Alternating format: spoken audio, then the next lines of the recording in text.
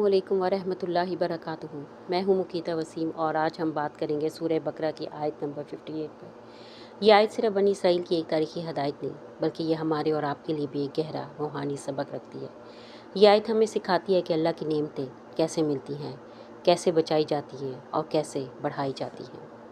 वस्कुल नदखुलू हाज करियाता फ़कुलू मिन्हा हेसु शीतुम रगदन वदखुलू बाबा सुज्जादन वकूलू हित्तातुन नकफिल्लाकुम ख़तायाकुम वसाह नाजीदुल मुहसिनीन।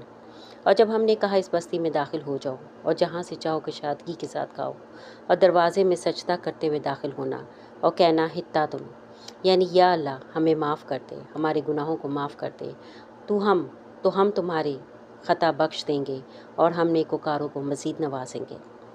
इदखलू हाज़े करियाता, ये सिर्फ़ एक बस्ती नहीं थी बल्कि अल्लाह की नेमतों का घर थी।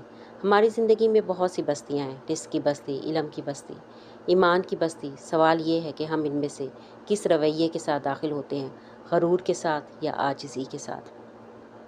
अल्लाह रिस्क कुशादा देता है, लेकिन शुक्र और कनायत के साथ। नाशुक्री रिस्क की वुसअत को तंग कर देती है, जबकि शुक्र इसे बरकत में बदल देता है। ये एक अलामत है कि कामयाबी तकब्बर से नहीं बल्कि सजदे से मिलती है।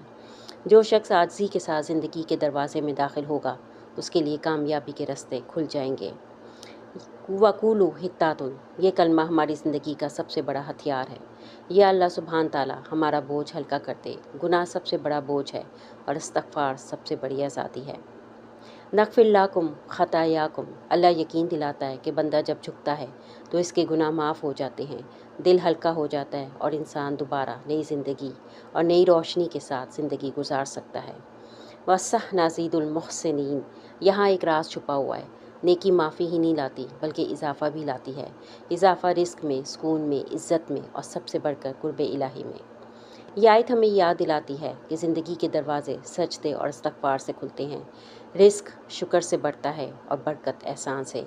आइए हम अपने दिलों को आजिज़ी, शुक्र और इस्तग़फ़ार से रोशन करें, ताकि अल्लाह सुब्हान ताला हमें भी अपनी नेमतों का हकीकी वारिस बना दे। अल्लाह सुब्हान ताला हमें अपनी आयात से नसीहत लेने की तौफ़ीक अता फ़रमाए। आमीन या रब्बल आलमीन।